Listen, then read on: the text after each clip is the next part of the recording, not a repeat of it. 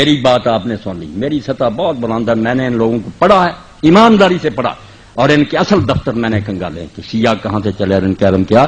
میں اللہ کو گواہ کر کے کہتا ہوں کہ ان میں بڑے بڑے فاضل پیدا ہوئے، ان کے پائے کا ایک بھی نہیں آپ دکھا سکتے۔ باقی صحابہ کو برا کہتے ہیں جو انہیں پتہ چلا، کہنا ہی ہے نا، جنہیں پتہ چلا کہ فاطمہ کو مارا حضرت عمر نے، ان کے بازو توڑا اور ان کے بچہ پیٹ سے گرایا، وہ کیوں نہ برا کرتے؟ اب یہ صحیح ہے یہ غلط، روتے ہیں آپ، کتابوں میں لکھا، آپ کہیں گے اس کی سند ضعیف ہے، وہ کہتے ہیں کیا ہمیں اعتبار، کتابوں میں راویوں نے میرے بھائیوں لکھ لیا سب کچھ، اب شیعہ اس سے جان نہیں چھڑا سکتے۔ وہ کہتے ہیں وہی عمر ہے جس نے حضور کو کاغذ قلم نہیں دیا، آپ نے آخر وقت کہا لاؤ میں تحریر لکھ دوں، نکالو، وہ کہتے ہیں اپنی بخاری 6 جگہ لکھا گیا۔ اللہ کے نبی نے آخر وقت کہا لاؤ سامان، میں ایسی چیز لکھوا دوں میرے بعد گمراہ نہ ہو۔ کس نے اٹھ کر کہا کہ ہم نہیں لکھوائیں؟ حضرت عمر نے کہا کہ قرآن کافی ہے، ہمیں نہیں حضور کی تحریر چاہیے۔ کہتے ہیں اس کو کہتے ہیں حضرت اللہ کے رسول کی وصیت نہیں لکھنے دی۔ اب بات ذرا نہ آپ کھلوائیں، بس جو بات آپ کو سمجھا دی نا کہ ہر شخص بیچارہ پھنسا ہوا، وہ کچھ نہیں غریب کر سکتا، جو کسی نے پڑھ لیا اس کے دل میں بیٹھ گیا۔ یہ نہ کافر ہیں نہ بے دین ہے، رسول اللہ کے دیوانے ہیں۔ اب جن غریبوں کو سمجھ آئی کہ انہوں نے حضور کے خاندان سے بعد میں بڑا ظلم کیا، بی بی فاطمہ روتی ہے ان کے ہاتھ سے مری، وہ کیوں نہ برا کہیں ابو بکر اور عمر کو؟ جن کو پتا چلا نہیں وہ تو اچھا سلوک کرتے، وہ غریب کہتے ہیں ان کی عزت کریں۔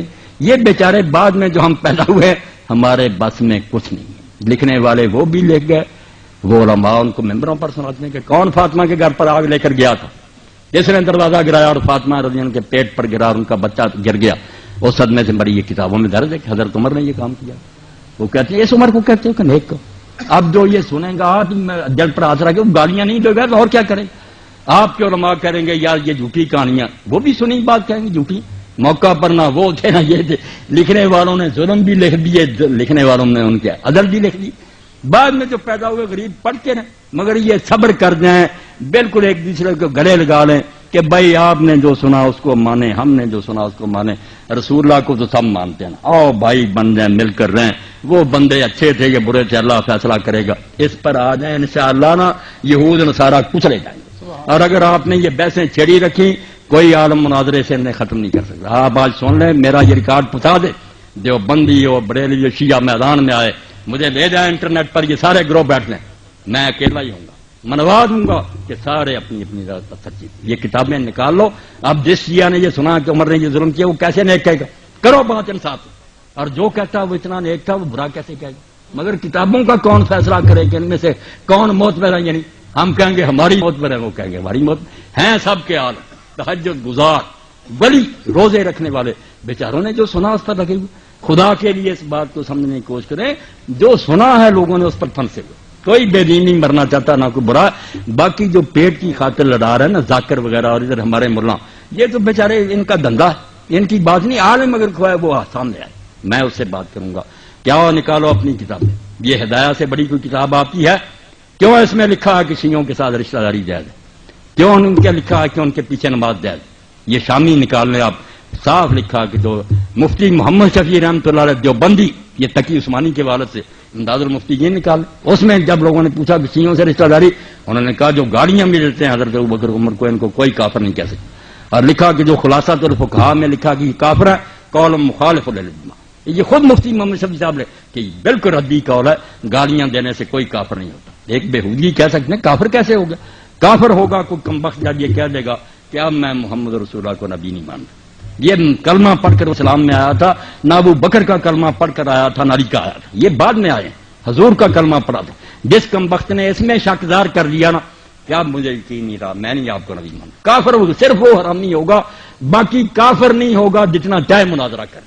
کافر کس سے ہو گیا؟ وہ رسول اللہ کو نہیں مانتا، نبی رسول اللہ یا علی نبی ابو بکر نبی، یہ نبی نہیں ہے، نبی کی امتی، حضور کو ماننا دین ہے، آپ کو ماننے سے نہ ہٹ جائے، بس اس کو قابو رکھے، پھر کوئی بات نہیں، جو سنی ہے بات سنتے رہو، آپ خود ہی صحابہ اللہ کو دے گے، رسول اللہ کو نہ چھوڑ دینا، معاذ اللہ، اس سے نہ قدم پھسل جائیں۔ ایک کتاب ہے جس نے شیعہ مذہب کو برباد کر دیا، صاف کہتا ہوں، وہ سلیم ابن قیس الہلالی کی کتاب ہے، جس کو کہتے ہیں کہ وہ حضرت علی کا صحابی تھا، جب حجاج وغیرہ نے پکڑنا شروع کیا چھپ گیا، اور جا کے ایک شخص ابان کے پاس چھپا رہا ساری زندگی، اور مرنے کے وقت کہنے لگا یار میرے پاس ایک امانت رہے گی، وہ کتاب دے گیا، پتہ نہیں اس نے دی ہے یا نہیں، ابان نے۔ اب ابان کے بارے میں آپ علامہ خوئی کی موج مرساری دیکھ لے راوی، یہ جھوٹے راوی، سارا فساد اس ابان نے ڈالا ہے کہ اپنی طرف سے ایک کتاب کر کر سلیم کے نام لگا دی یا سلیم جھوٹ بول گیا.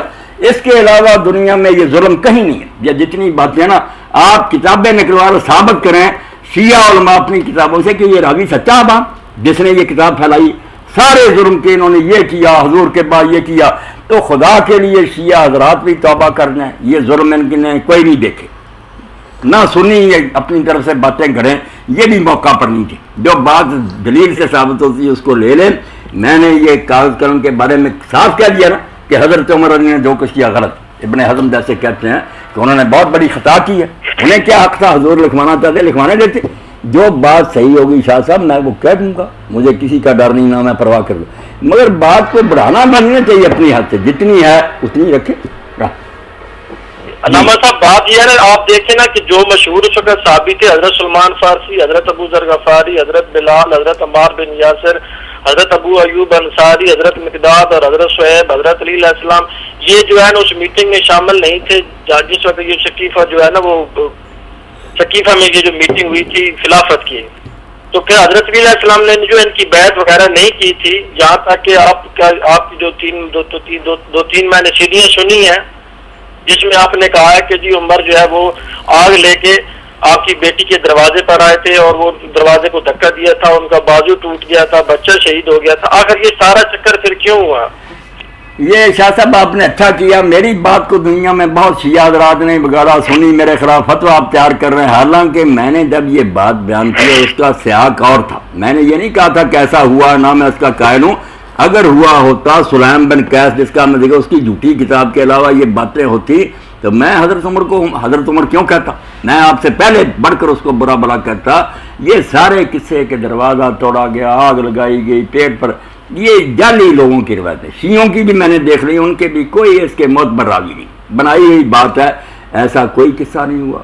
اور جو میٹنگ کی آپ بات کریں, میٹنگ تو کسی نے بلائی نہیں. حضرت ابوبکر عمر نے کوئی کٹ کیا ہوتا خلافت کے لیے تو ضرور ان کو بھی بلاتے. ہنگامی حالات ایسے پیدا ہو گئے کہ لوگ سارے حضور کے کفن دفن میں لگے ہوئے تھے.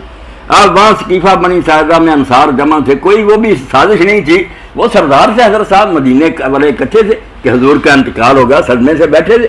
وہاں یہ بات چھڑ گئی اور چھڑنی فطری تھی کہ حضور کے بعد اب کیا انتظام ہوگا, اور شاید کوئی منافق بھی گھس گیا ہو کہ خانہ جنگی کرا دیں. وہاں بات چل گئی کہ مدینے والوں سے زیادہ حق کس کا ہے, ان کا شاعر ہے, انہوں نے حضور کا ساتھ, باتیں بھی ٹھیک تھی, ساتھ بن عبادہ سے زیادہ قابل کون ہے, اس کے حق میں ہوگا. حضرت ابوبکر عمر نے کوئی میٹنگ نہیں بلائی, انہیں تو خبر ملی کہ وہاں یہ اکٹھ ہے. انہوں نے پہلے کہا بھی یہ شاہ صاحب روایتیں دیکھ لے کہ یا کام کر یار, ہم حضور کے کفن دفن میں مشغول ہیں, کیا تو آوازیں دیتا. اس نے کہا نکل آؤ, کفن دفن سے پہلے خانہ جنگی ہو جائے گی. جب گئے تو گرما گرمی تھی, وہ لوگ کہہ رہے تھے اگر ہماری خلاف نہ مانے شہر سے نکالو, انہیں جنگ برپا ہو جائے گی. بڑی مشکل سے قابو پایا. اور حضرت عمر خود کہتے ہیں کہ جو ابو بکر کی بیعت کی طرح بیعت کرے کہ مشورانہ مسلمان اس کی گردن اڑا دو. وہ ہم حضرت عمر کہتے ہیں حالات ایسے بن گئے کہ اگر ہم وہاں طے کر کے نہ اٹھتے جنگ برپا ہوگی. وہ انصار اپنے جگہ جم گئے تھے. وہ آپ ساری تقریر پڑھیں, اس کو ماحول میں دیکھیں, پتہ چلے گا کہ وہاں آگ لگ گئی تھی. یہ بیچارے کیا کرتے, میٹنگ نہیں بلائی, کوئی انہوں نے اکٹھ نہیں کیا, یہ تو وہاں اطلاع ملنے پر پہنچے. اور حضرت امیر المومنین کے بارے میں جو نا کہ ان کو پکڑ کر لے گئے گلے میں رسا, وہ سب شاہ صاحب میرے علم میں. میں نے اس تقریر میں صرف وہاں شیعہ سنی بریلوی سارے جمع تھے, اب اہل حدیث اور دوسرے بھی اس کو غلط رنگ دے رہے ہیں. میں نے کب کہا یہ باتیں ٹھیک ہے, صرف میں نے وہاں یہ سمجھانے کے لیے ناظم حلقہ نے کٹ کیا تھا. وہاں اگر میں کہتا یہ باتیں غلط ہیں, شیعہ کہتے یہ صلح کے لیے بنایا, ہماری باتوں غلط. وہاں یہی صرف سمجھانا تھا کہ شیعوں کو بھی برا برا نہ کرو, نہ انہیں قتل کرو. انہوں نے بیچاروں نے جو سنی ہے نا, سچی ہے یہ جھوٹی, وہ یہ ہیں باتیں ان کی طرف سے بیان کی تھی. اور کہا تھا کہ جن بیچاروں نے بچپن سے یہ سنی اور کتابوں میں پڑھتے آتے وہ لعنت نہ کرے تو اور کیا. یہ بات ہی ان کی طرف سے. سنیوں کو کہا کہ تم نے سنا کہ انہوں نے بڑا انصاف کیا, حضور کی سے محبت کی ہے, یہ ان کی تعریف نہ کریں تو اور کیا. یہ سارے حلقوں کو ٹھنڈا کرنے کے لیے کہ مار کٹائی اور مناظروں سے کیا بنے گا, جو کسی نے سنا اس پر لگا, اس کو اپنا اپنا رنگ سب نے دے دیا. پہلے شیعوں نے کہا کہ مولوی صاحب نے ہماری حمایت کر دی کہ یہ ظلم ہوئے تھے, حالانکہ میں یہ ظلم مانتا تو حضرت عمر کو معذرت, حضرت عمر کو کہتا پھر لعنت نہ کرتا. اور اہل حدیثوں نے بنا دیا کہ مولوی صاحب خود کہتا کہ یہ ظلم ہو. نہیں, وہ نہ میری طرف سے نکلی, وہ شیعہ حضرات کا عذر ہے کہ وہ بیچارے بھی معذور ہیں. صحیح غلط کا فیصلہ ہوتا رہے گا. جو سنا ہے میں نے تو وہاں کہا کہ اگر سنی بھی مان لے کہ ایک حیثیت بھی اس میں سچ ہے تو وہ چھوڑے نہیں صحابہ کو، اور کیا کرے؟ مسئلہ تو صرف یہ ہے کہ 1400 سال کی باتیں ہیں، راوی طرح طرح کے ہیں، جھوٹ سارے گروہ مانتے ہیں، کتابوں میں بھرا گیا ہے۔ اب ان کی بنا پر کیا فیصلہ کیا جائے کہ ان کی بات سچی ہے یا نہیں سچی؟ میں نے صرف خون خرابہ روکا کہ جس جس بات کو صحیح سمجھے وہ اپنی یا مانے، جس کو سمجھ آئی ظلم کی ہے وہ برا کیا، دوسرا سمجھ نہیں ظلم کی محبت، مگر آپس میں جو مشترکہ کام ہے نا ہندوؤں یہودیوں عیسائیوں کے مقابلے میں، اس کے لیے خدا کے لیے سارے کٹے، اس کا اصل تو ہے یہ موضوع، مگر لوگ اپنے اپنے رنگ میں اس کو پیش کریں۔ اب شاہ صاحب بتائیں نا، میں نہیں کہتا کہ ایسے ظلم ہوئے ہیں، نہ کسی نے حضرت امیر کو کھینچا۔ احمد صاحب وہ کتابوں میں تو لکھی ہوئی نا، ایک کتاب میں نہیں، یہ تو بہت سی کتابوں میں یہ کسی نہیں، وہ نقل در نہ کرے نا شاہ صاحب، ایک بات ہے بخاری نے لکھی وہ پیشک، پھر 1000 کتاب میں نقل، وہ 1000 نہیں بن جاتی، اس کا سورس جو ہے نا، منبع جہاں سے شروع ایک ہے۔ یہ باتیں ہیں جو آپ لکھنے ابن کتابہ نے لکھی ہے، دوسرے تبری نے، کسی نے صرف اتنا ہی لکھا کہ دھمکی دی آگ لگا دیں گے، کسی نے کہا دروازے گرائے۔ اب دیکھنا تو شاہ صاحب یہ آپ بھی کوشش کریں، اپنے شیعہ دوستوں کا میرا سلام پہنچائیں کہ وہ اپنی کتابوں سے نکال دیں کوئی صحیح سند کہ یہ چیز ہوئی ہے، پھر میں کہوں گا یہ ٹھیک ہے، یہ بیچارے اپنی لعنت کرتے رہے۔ مگر جب ان کے پاس بھی کوئی صحیح سند نہیں تو خدا سے ڈرنا چاہیے کہ یہ اگر ان کو لعنت کرنا ہے اور وہ انہوں نے ظلم نہ کیا ہو، ان کا انجام کیا ہوگا؟ اس لیے آپ تحقیق کریں، میں یہ نہیں کہتا غلط ہے، یہ نہیں، کتابیں نکالیں، اس میں راوی دیکھ لیں، اگر صحیح راوی ملیں تو انشاءاللہ اگلی نشست میں آپ پہنچائیں، میں غور کروں، اگر وہ صحیح ہوں گے دلیری سے کہہ دوں گا کہ یہ باتیں ان کی ٹھیک ہیں، بھائی آپ آرام سے بیٹھ۔ اہل تشیع کے بارے میں ہے کہ آپ بہت ٹوک انداز میں یہ بار بار کہتے ہیں کہ وہ بالکل صحیح مسلمان ہیں، تو اب سورہ فتح میں اللہ تعالیٰ نے بیت رضوان والے، پہلے یہاں روک کر وہ آیت کی طرف پھر یہ سمجھ لیں کہ یہ جتنے گروہ نا بریلوی حضرات ہیں، شیعہ ہیں، دوسرے وغیرہ قادیانیوں کے علاوہ، یہ وہی گروہ ہیں جنہیں ہم اہل الاہواء والبدع کہتے ہیں کہ انہوں نے کئی باتیں من گھڑت بنائی ہوئی ہیں، بدعت ہے ان کے اندر، گمراہیاں ہیں، یہ سب کچھ ٹھیک ہے، مگر صرف یہ ہے کہ کافر نہیں۔ کفر جو ہے نا کہ ایک آدمی سمجھے کہ واقعی رسول اللہ نے فرمایا اور مانے کہ ہاں رسول اللہ نے فرمایا مگر میں آپ کو نبی نہیں مانتا، آپ کی بات میرے لیے کیا دلیل ہے، یہ ہے کفر۔ اگر وہ کہتا ہے کہ مجھے اس روایت پر اعتماد نہیں، اس کے راوی کمزور ہیں، یا اس کا معنی یہ نہیں دوسرا، تو پھر بے شک اس کی تعویل اور شبہ کتنا غلط اور باطل ہونا، وہ کافر نہیں۔ اس نے یہ نہیں کہا کہ میں قرآن نہیں مانتا یا رسول اللہ نہیں مانتا، غلط تشریح کر رہا۔